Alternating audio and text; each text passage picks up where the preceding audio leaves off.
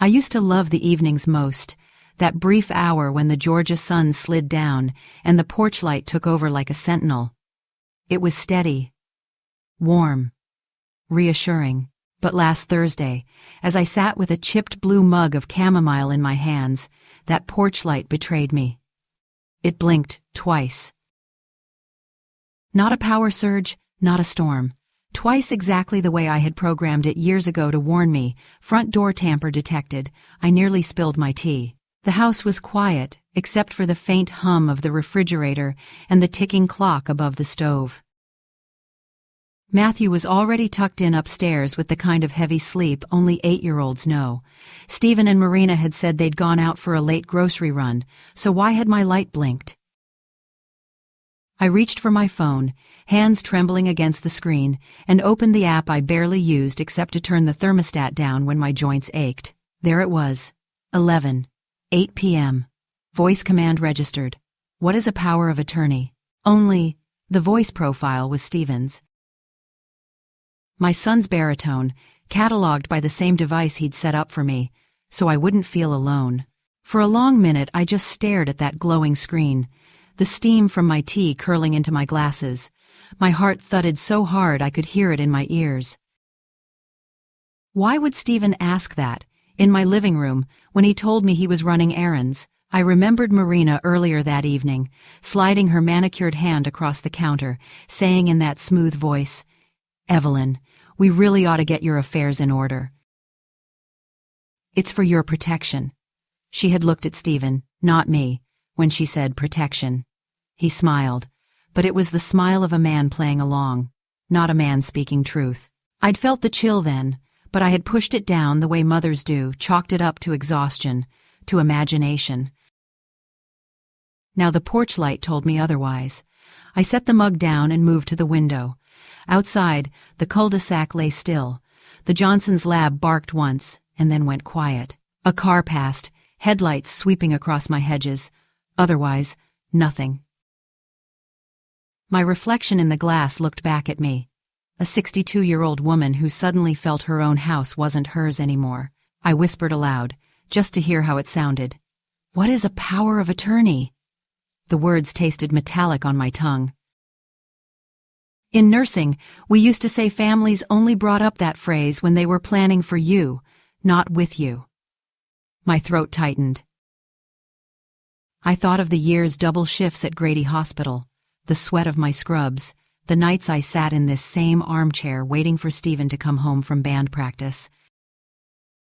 I built this house one overtime paycheck at a time, and suddenly a blinking porch light was telling me someone was trying to undo all of that. When the garage door groaned open at 11:30, I didn't move from the shadows of the hallway.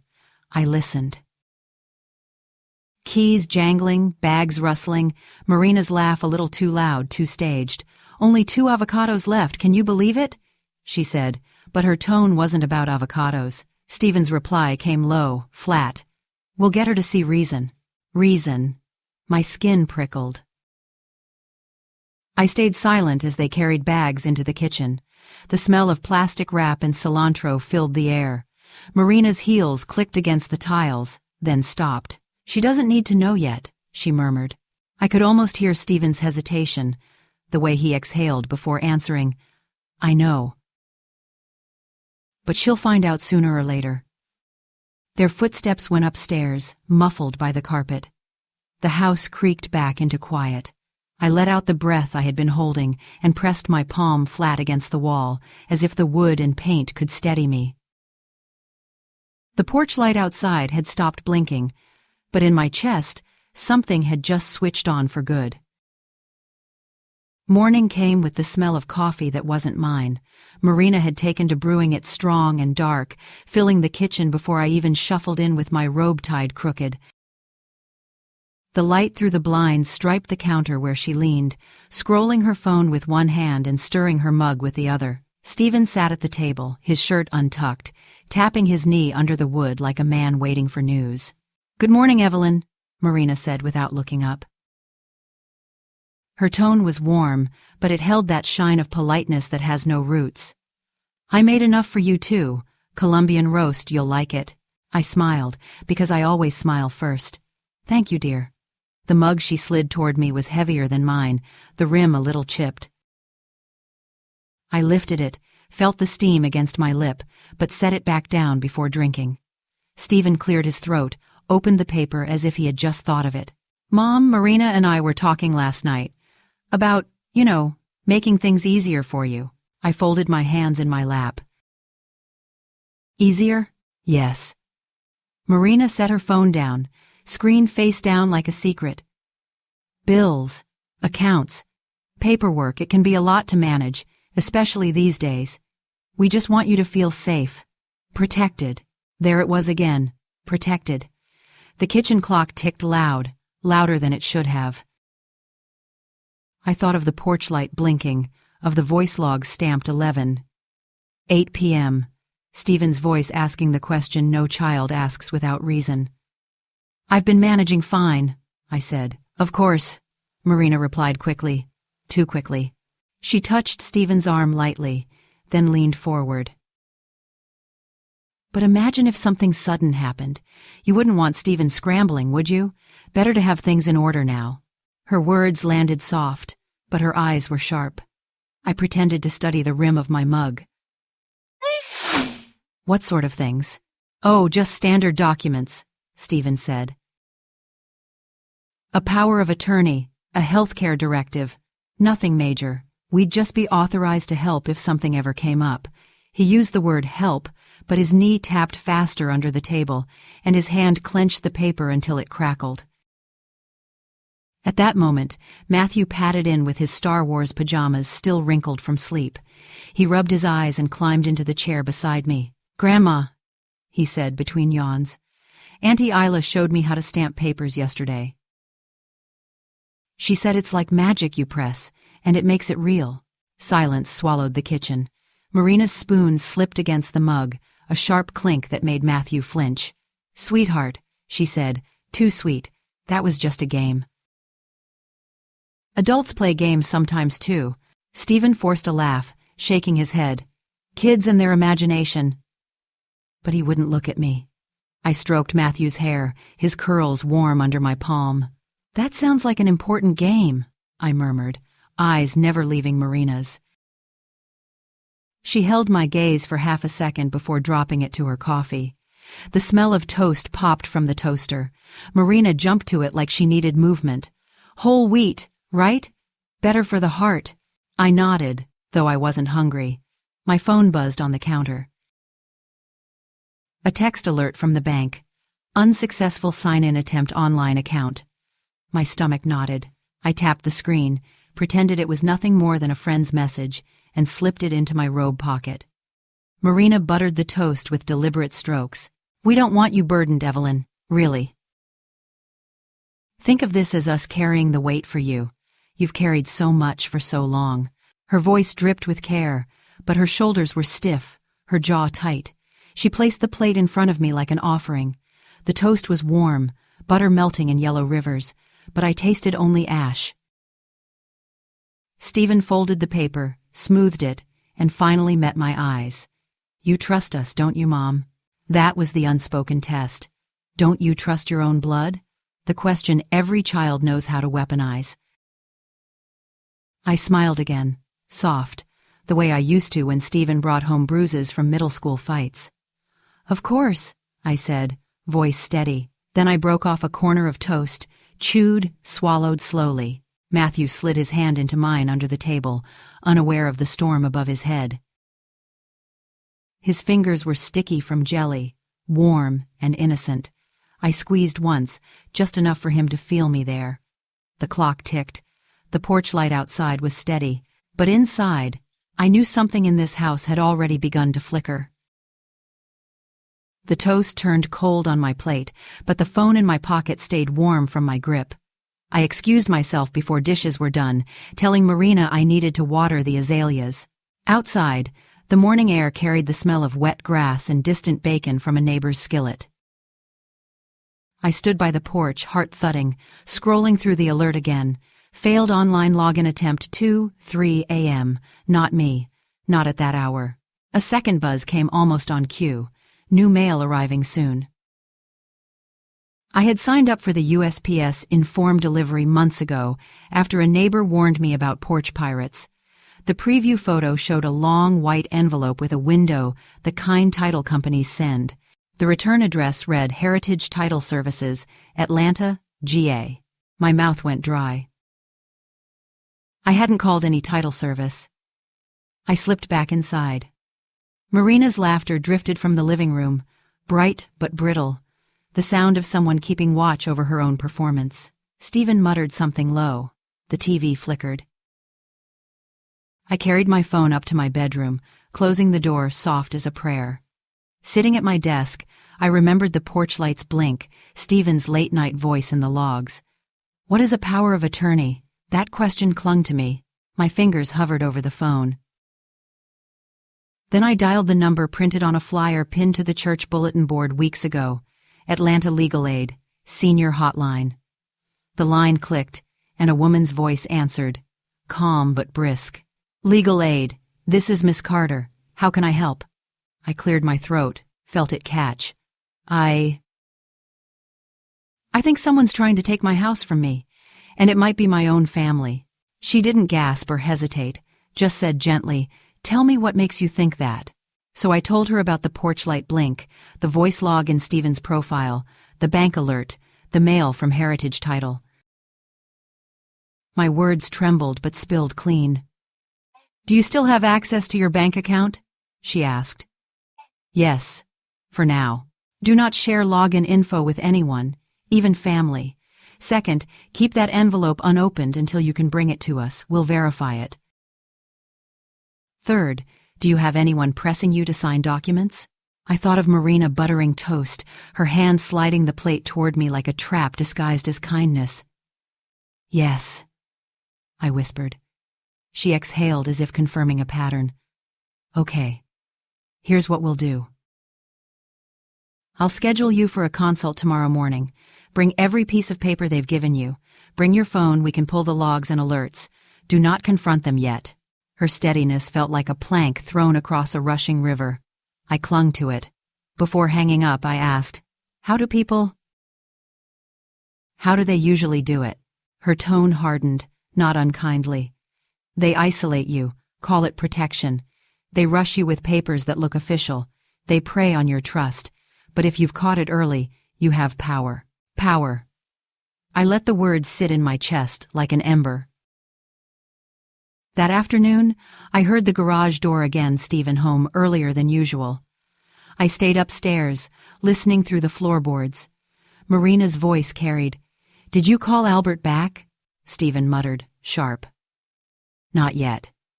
She's stalling. Then push harder, she hissed. The window closes fast. Their words were muffled by the hum of the air conditioner, but they were enough. I wrote them down in a spiral notebook, every phrase exact. The pen's scratch against paper felt like proof, like I was gathering stones for a sling. When dusk fell, I walked to the mailbox with Matthew skipping at my side. Fireflies blinked in the yard. He tugged my sleeve, showing me a crayon drawing folded in his fist, a little house with a porch light glowing above the door. That's us, he said proudly. The envelope from Heritage Title lay inside, heavier than it looked. I slid it into my purse without breaking the seal.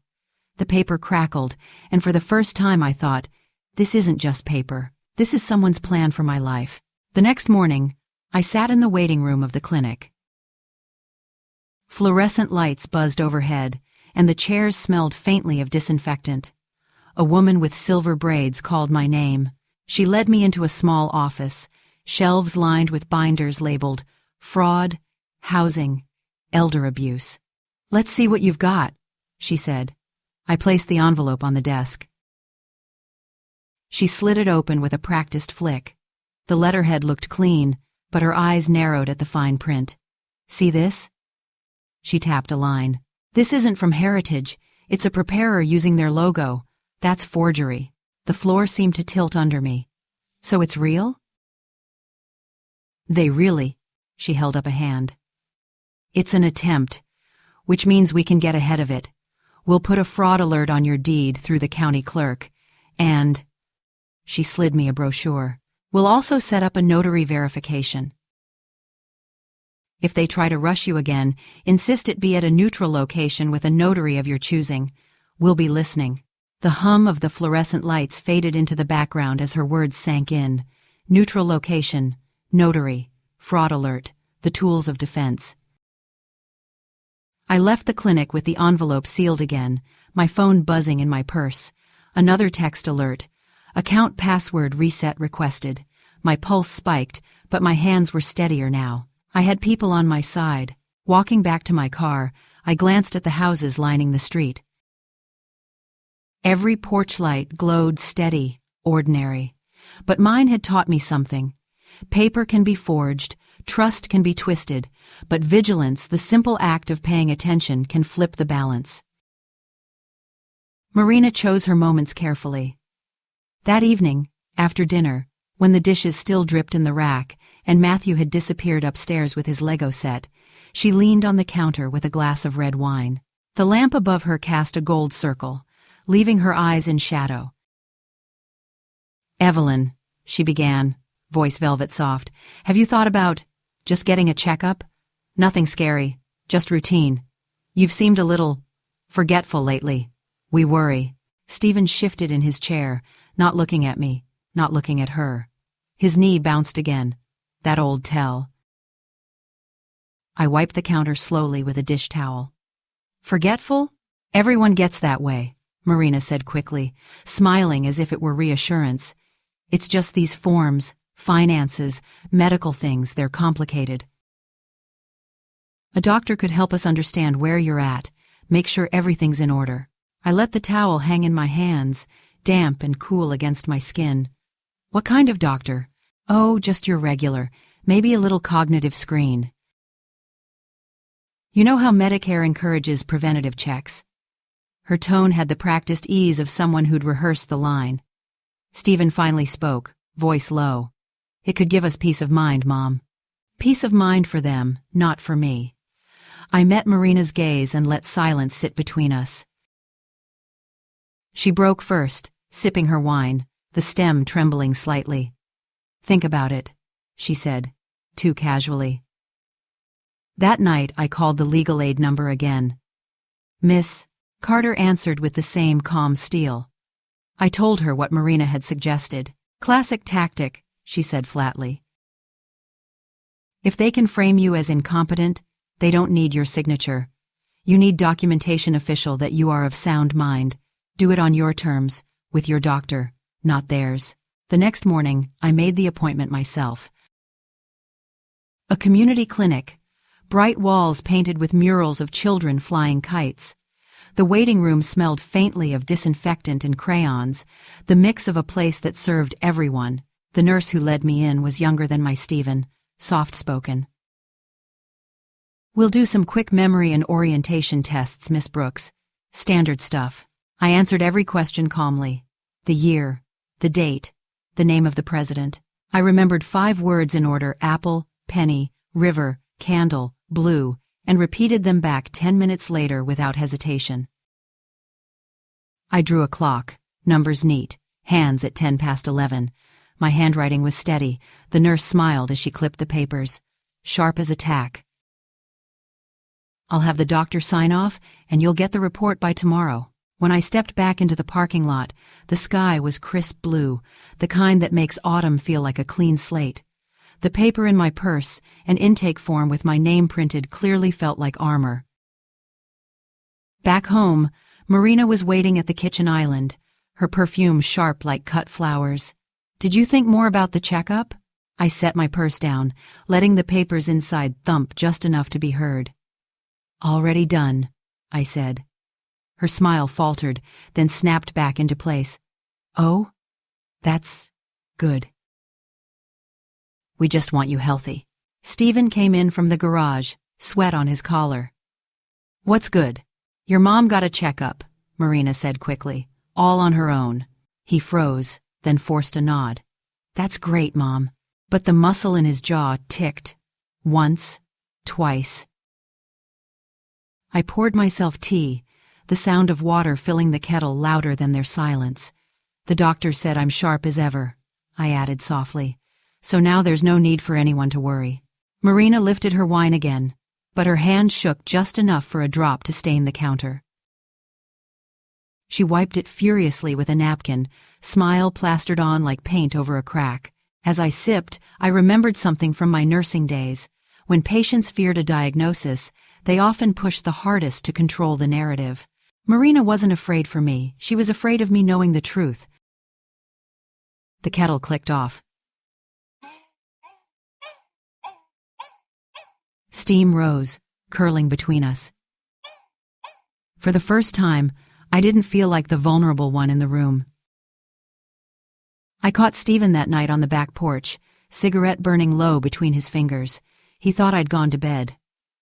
The glow of the ember lit his face in fragments, jaw tight, eyes hollow. He hadn't smoked since college, not that I knew of. The porch boards creaked under my step, and he flinched. Couldn't sleep? I asked. He crushed the cigarette fast, almost guilty. Yeah, just stuff on my mind. He didn't look at me, but the way his shoulders hunched told me enough. I let him be.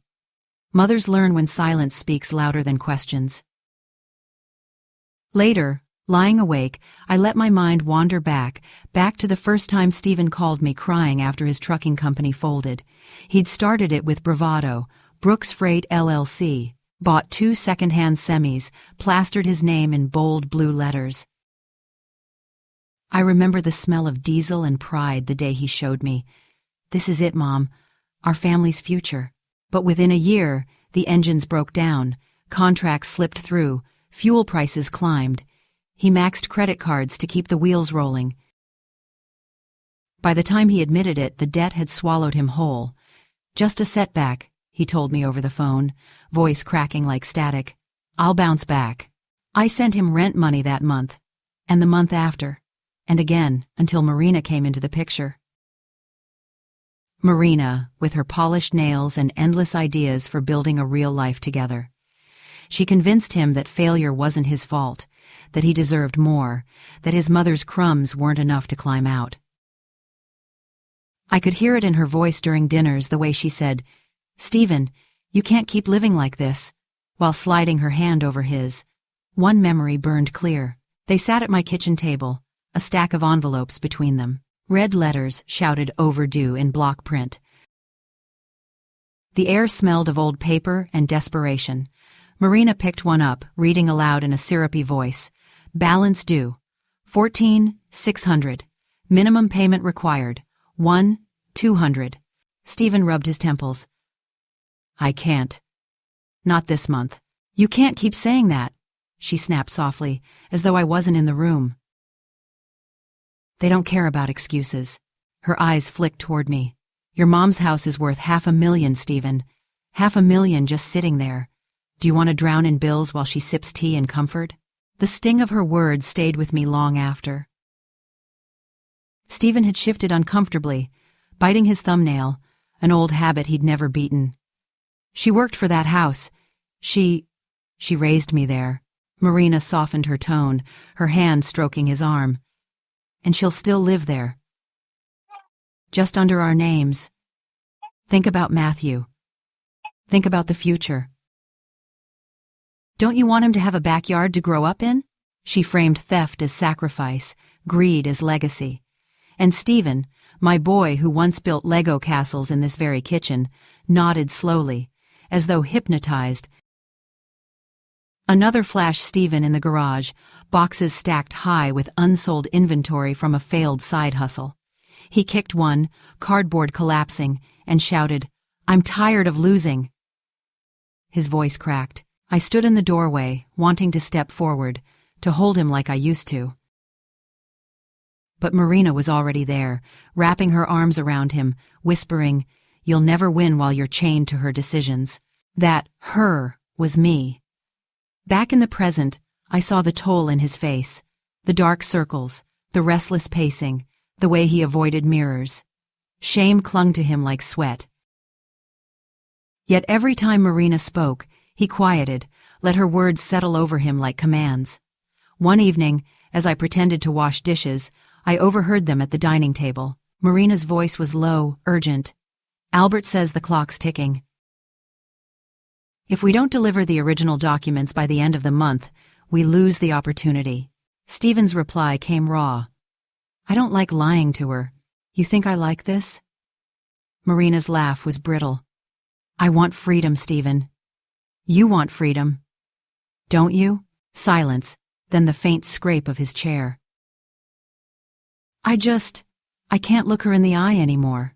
Then don't, Marina said. Just get the papers signed. Once it's done, she'll forgive you. Mothers always forgive. I froze with the dish towel in my hands, water dripping from my fingers. The cruelty wasn't just in her words, it was in how she wrapped them in logic, in inevitability, and the worst part was Stephen's silence afterward, which sounded a lot like surrender.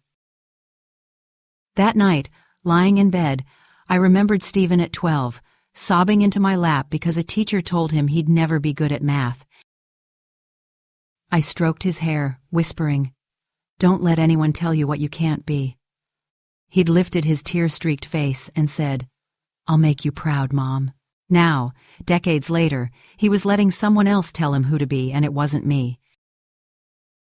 As the house settled into sleep, I wrote another page in my notebook.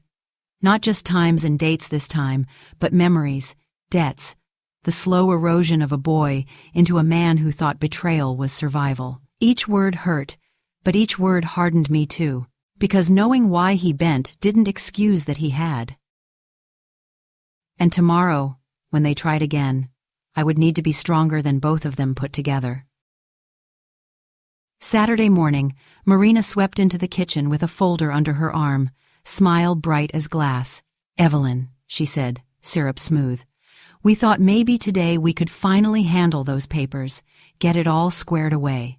Stephen trailed behind her, face slack from a sleepless night. He couldn't meet my eyes. I folded the newspaper I hadn't been reading. "If it's so important," I said softly, "then let's do it properly. At the library, they have a notary on duty today. Everything official, everything clear." For a beat, Marina's smile froze, then stretched wider. "Of course. That's responsible." Her eyes darted toward Stephen, who nodded once, too quickly. The library sat 3 blocks from my house, a brick building with wide windows and banners announcing fall story time for kids. Inside, the air smelled of paper and lemon polish. Children's laughter drifted faintly from the far wing, but here, in the quiet study area, the tables gleamed under fluorescent lights. The notary sat ready with her seal, a middle-aged woman with horn-rimmed glasses and a calm, professional air. "Who's the signer?" she asked. "That would be my mother-in-law," Marina answered smoothly, sliding the folder onto the table. She placed her hand on my shoulder as though guiding me. Just routine updates to protect her affairs. I eased into the chair, laying my purse beside me. My fingers brushed the envelope hidden inside the official clinic report, my shield. The notary adjusted her glasses. "All right, let's see the documents." Marina opened the folder, spreading pages across the polished surface. The papers were crisp, full of small print and careful formatting. She pointed to the signature lines with a manicured nail. "Here, Evelyn. And here. Just initials." Stephen sat opposite me, arms crossed, knee bouncing under the table. "Mom, it's just a formality. Nothing scary." I glanced at the notary. "Would you mind explaining this clause here?" I tapped a line in the dense text. She read aloud, voice neutral. "Grantor authorizes agents to act in all real estate matters, including sale, transfer, or mortgage of property." Her eyes flicked up, sharp. "That's a very broad clause." Marina leaned in quickly. "It's just standard language. Everyone uses it." "Not everyone," the notary replied, lips tight. I let the silence bloom. Stephen cleared his throat, voice strained. "Mom, it just means we can help if something happens." I looked at him long enough that he squirmed. Then I reached into my purse and slid a single sheet onto the table, the clinic's official report, signed and stamped. Evelyn Brooks is of sound mind and fully capable of handling her own affairs. Marina's hand froze halfway to the pen. I thought, I said quietly, since you were worried about my capacity, we should have it verified. No confusion. No excuses. Her smile faltered. That's wonderful, Evelyn. Truly. But her voice was brittle, every syllable fighting to hold its shape. The notary adjusted the stack again. I'll need identification for everyone listed as agent. Standard procedure. Stephen fumbled with his wallet, pulling out his driver's license. Marina handed hers over with a too bright smile. The notary wrote down numbers, methodical, silent. And then came the moment. I drew out the second folder from my purse, thicker than theirs. Inside, copies of the heritage title forgery letter, my notebook of quotes and times, and the legal aid business card. At the back, clipped neatly, lay the card of my lawyer, Mr.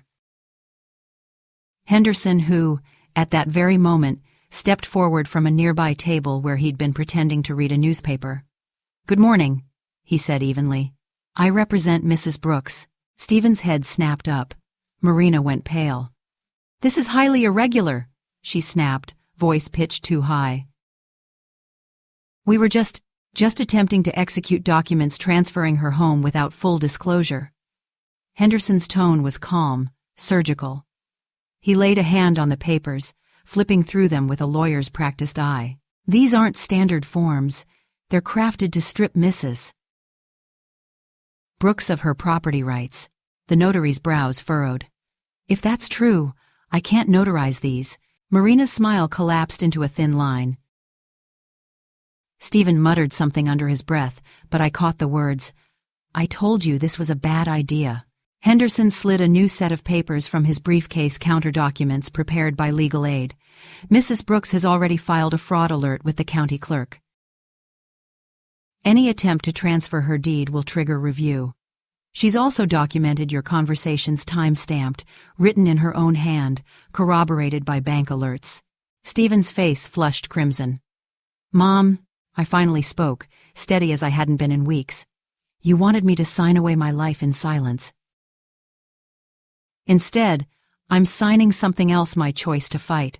The notary packed up her stamp with brisk efficiency. I can't notarize fraud. I'll make a note in my log. The sound of her pen scratching felt like a verdict. Marina gathered her papers with trembling hands. This isn't over, she whispered, eyes sharp as blades. I met her gaze without blinking. It already island. We left the library separately. I walked out into the afternoon light with my folder pressed to my chest. Children ran across the lawn, their laughter floating on the breeze. For the first time, the world didn't feel tilted. The trap they set for me had snapped shut on them instead, and I wasn't finished yet. The house felt different when we walked in that evening. No TV flicker, no Matthew's chatter, just silence pressing against the walls. I hung my coat in the hallway, listening to the faint tick of the grandfather clock. Marina's heels clicked sharp against the tile as she strode straight to the kitchen. Stephen lingered near the door, hands stuffed into his pockets. He looked like a man who had come home but found no home left. I brewed tea slowly, the whistle of the kettle filling the void. Marina dropped her folder on the counter with a thud. You humiliated us, she said finally, voice low, almost trembling with rage. I poured steaming water into my mug, the scent of chamomile rising calm and sweet. No, I said. I protected myself. Stephen rubbed his forehead, muttering, We should just stop. Stop? Marina whirled on him. Do you think debts vanish because we stop? Her voice cracked, sharp enough to slice the air. Matthew's bedroom door creaked upstairs. The boy's footsteps padded lightly, then stilled, listening. I set my cup down gently. This ends tonight. Marina's laugh was brittle. Ends? Evelyn, you can't fight us forever. You're 70. You need care. I need honesty. I cut in. And I need my son to remember who raised him. Stephen's shoulders sagged. For a moment, the boy I once knew flickered in his eyes. Then Marina touched his arm, and the hardness returned. "You think your lawyer scares us?" she hissed. "You think some notary changes what's inevitable. This house will be ours, sooner or later." I sipped my tea, letting the calm settle over me like armor. "Sooner or later," I echoed. "The truth catches up. Even to people who hide behind forged papers and false smiles." Stephen slammed his fist against the table, startling even himself. "Enough!" "Mom, I never wanted it like this." His voice cracked. I couldn't keep drowning. Every month, bills piling up, Marina kept saying it was the only way. That you'd be fine, that mothers forgive. I turned to him, eyes steady. "Do you hear yourself, Stephen? Forgiveness isn't something you plan into fraud, it's something you earn." He flinched, looked away. Marina sneered, stepping closer. "Don't listen to her. She's manipulating you, just like she's always done. Double shifts, guilt trips, dangling money like crumbs. She doesn't see you as a man, just as her little project." Her words cut, but I saw Stephen's face twist, torn between shame and fury. He shook his head violently. Don't talk about her like that." Marina's eyes widened. "Stephen, I said don't!" His shout shook the air, raw, ragged. His chest heaved like he'd just broken free of something invisible. For a moment, all three of us stood frozen in the kitchen, steam rising from my untouched mug, the hum of the refrigerator filling the silence. I spoke quietly, almost a whisper. "Son, you can still choose differently. But you have to do it now." Tears welled in his eyes. He pressed both hands against the table as if steadying himself on shifting ground. Marina reached for him, but he shoved her hand away. "You promised me, Marina," he choked out. "Promised it'd fix everything. But all it's done is make me hate myself." Her voice turned cold as stone. "Weak, that's what you are. Always were. Without me, you'd still be drowning in overdue bills. And with you," he snapped, "I'm drowning in shame." The words hit her like a slap. Her face hardened, mask cracking. "Fine. You want to play loyal, son? Stay broke. Stay tied to her apron strings. See where it gets you." She grabbed her purse, heels striking like hammers against the floor as she stormed out. The slam of the front door rattled the windows. The house fell quiet again, except for Stephen's ragged breathing. He sank into a chair, head in his hands. For the first time in months, he looked small, like the boy who once wept in my lap after striking out in Little League. I sat across from him, tea cooling between us. "Stephen," I said softly, "debts can be paid. Houses can be rebuilt. But once you lose your soul, it's gone. Don't let her take it from you." He didn't answer, but his shoulders shook, silent sobs breaking loose. I let him weep, my own tears sliding hot down my cheeks. Because this was the breaking point for him, for me, for all of us. And from here, nothing would ever be the same. By morning, the house smelled like rain and stale coffee. Stephen sat at the table with a legal pad he hadn't written on, pen hovering like a confession that wouldn't land. His eyes were red but clear. Somewhere upstairs, Matthew hummed to his action figures, a soft, off-key tune that made the quiet feel human again. The doorbell rang 2 short chimes, not Marina's key in the lock. I wiped my hands on a dish towel and opened the door to Mr.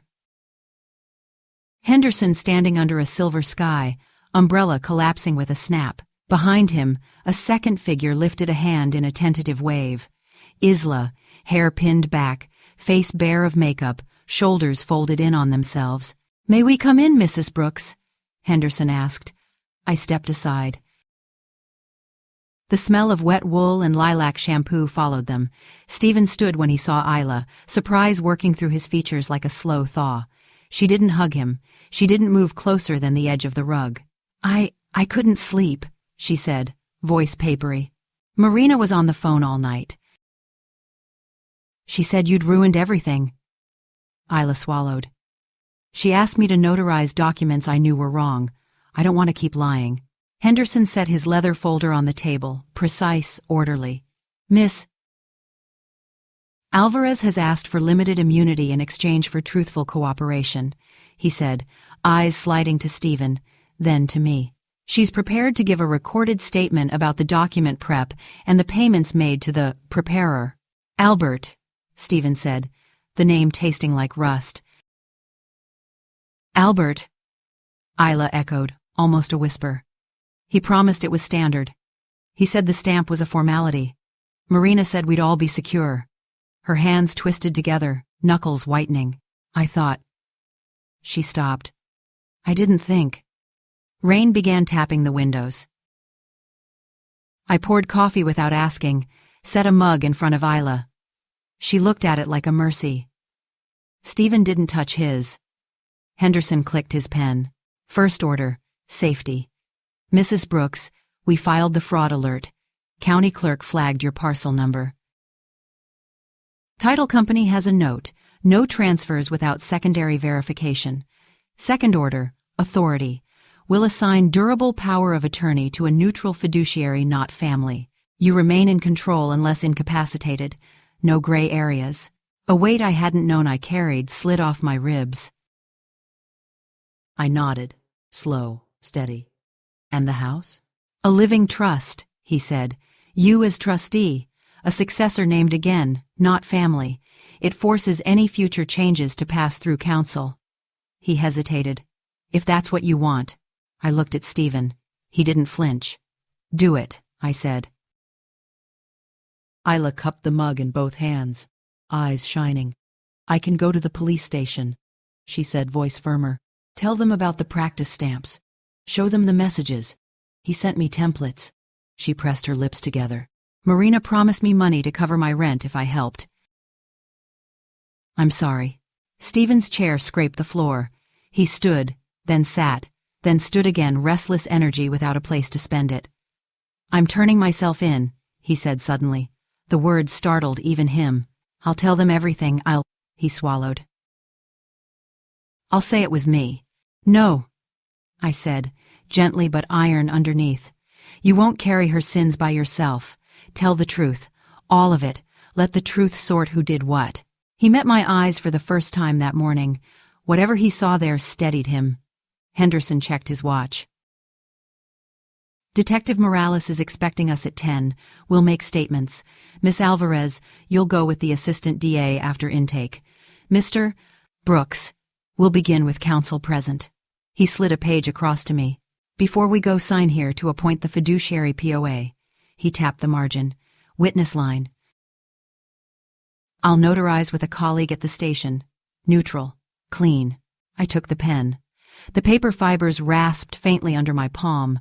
For a moment I saw another pen across another table, Marina's manicured finger pointing at lines meant to erase me. This ink moved like balm.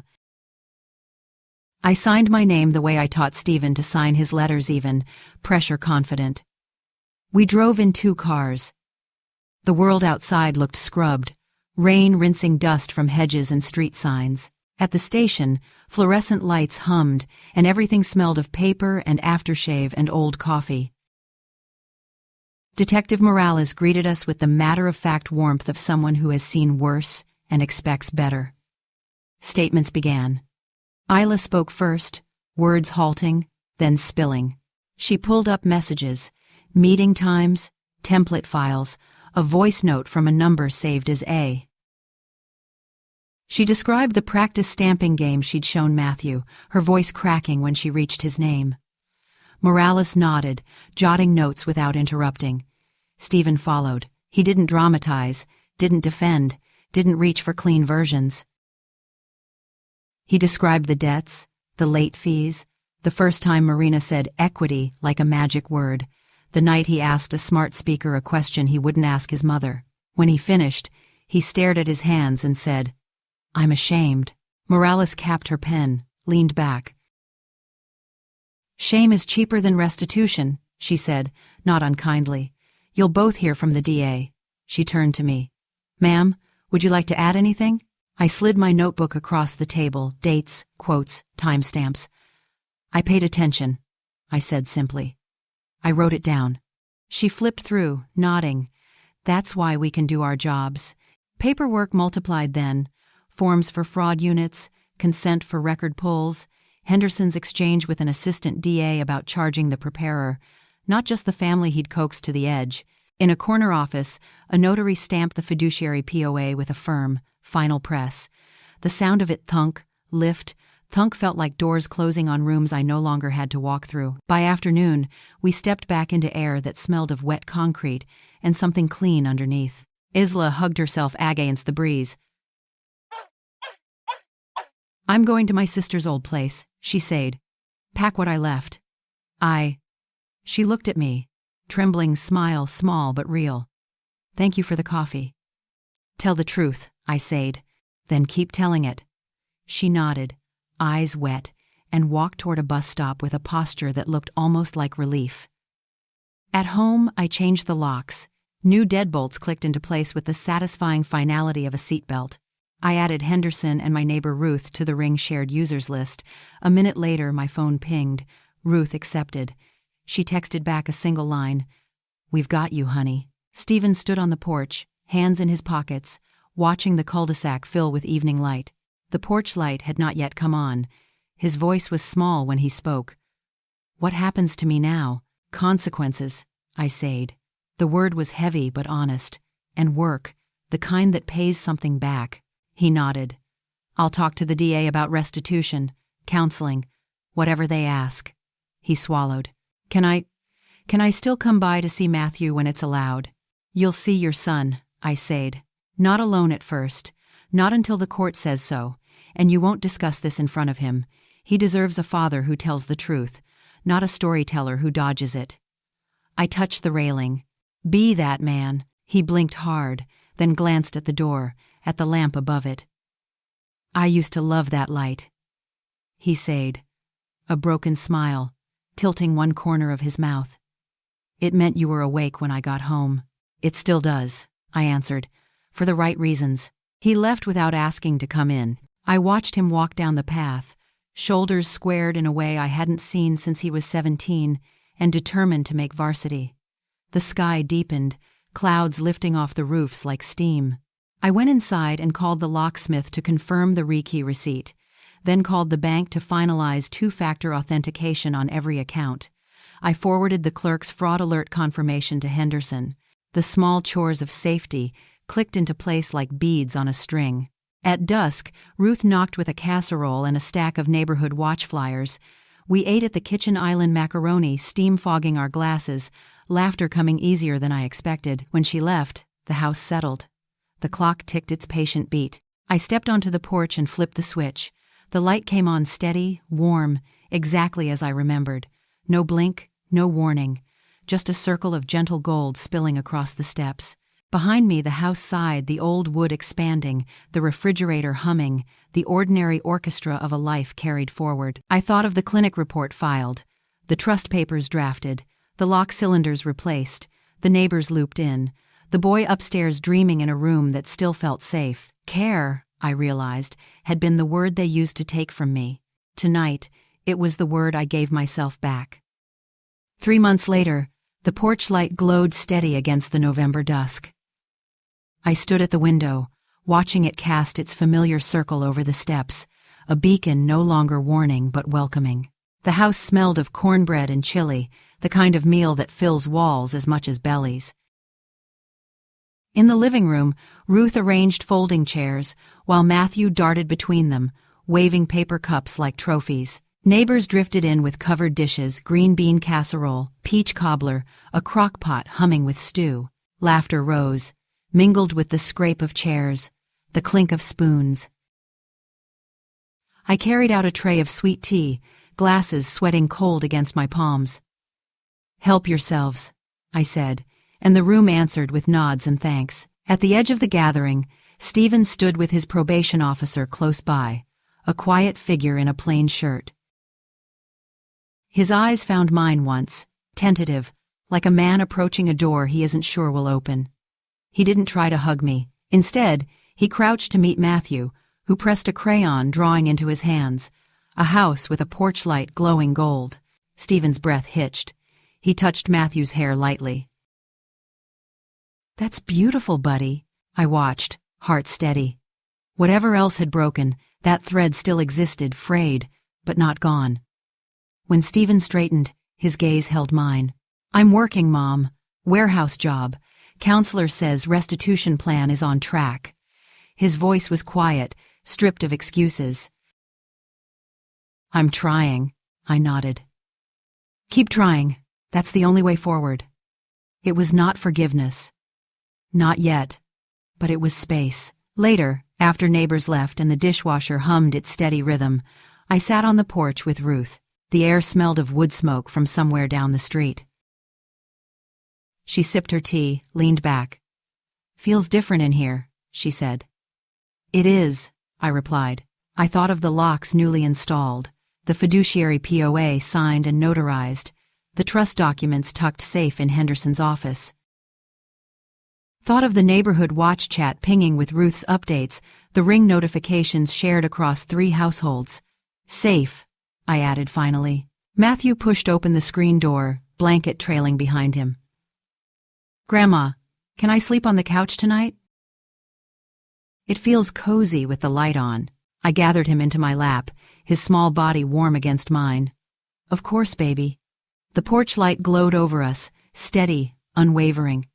For weeks it had been my sentinel, my reminder that vigilance mattered. Tonight it was simply light again, gentle, ordinary, exactly enough. I kissed the top of Matthew's curls, breathing in the faint scent of soap and crayons. "This house is ours," I whispered, not as a claim but as a promise, and it always will be. The night stretched quiet around us. Inside, the dishwasher clicked. Outside, crickets sang their endless song. For the first time in months, I felt not just protected but whole. The porch light shone on, steady as truth. In the end, Evelyn's story reminds us that protection doesn't always come from those who claim to love us most. It comes from awareness, preparation, and the courage to set boundaries even when it hurts. Many families face seasons where trust is tested by money, stress, or manipulation. What matters is not pretending it can't happen, but choosing to face it with clear eyes and steady hands. Safeguards like legal checks, shared accountability, and trusted allies are not signs of mistrust.